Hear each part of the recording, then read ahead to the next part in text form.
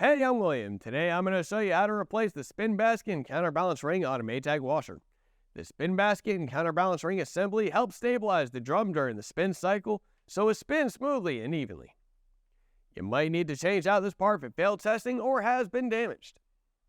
Before we get started, hit those like and subscribe buttons if you want to join our do-it-yourself repair community and get notified each time we post a new video guide. With over 2 million products in stock and the know-how to help you do it yourself, we are AppliancePartsPros.com. Today we're going to need a 1/4 inch nut driver, a 7/16 inch socket, a Phillips screwdriver, and a Flathead screwdriver. And please remember that safety comes first. Always disconnect your washer by unplugging it or switching the breaker off before working on it. Let's dive in. Don't forget to turn off your water supply and unscrew your hoses from the washer. You might need a towel handy to clean up any unwanted water. We're going to start off by using our 1/4 inch nut driver to remove the harness cover and the 2 hinge screws that hold the top panel to the frame. We can pull the top panel toward the front, lift it, and then push it back when it's lifted. Now we can lean the top panel back against the wall. In this case, I'm using a strap to hold the top panel since the washer isn't against the wall. Next up is the tub ring, which we're going to remove by pulling the lock tabs away from the tub. Once it's loose, we can set it to the side. Now you're going to take your flathead screwdriver and lift the center cap off of the agitator. Then use the 7/16 inch socket to take out the agitator bolt.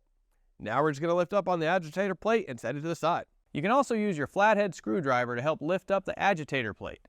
From here, we're going to reach in with our flathead screwdriver and use it to take the retaining clip out from the drive hub. Then grab your Phillips head screwdriver and remove the 6 screws attached to the drive hub. Then lift the Spinbasket up and out. We're going to take the new Spinbasket and put the drive hub onto it. Once the new Spinbasket is in, place the drive hub in and install the 6 Phillips head screws. Now install the retaining clip.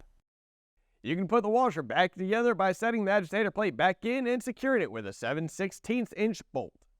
Then we can put the cap back in place.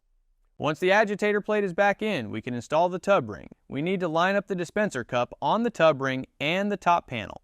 Now that we have it lined up, let's go ahead and press down firmly onto the tub ring. We should hear the locking tabs snap back into place.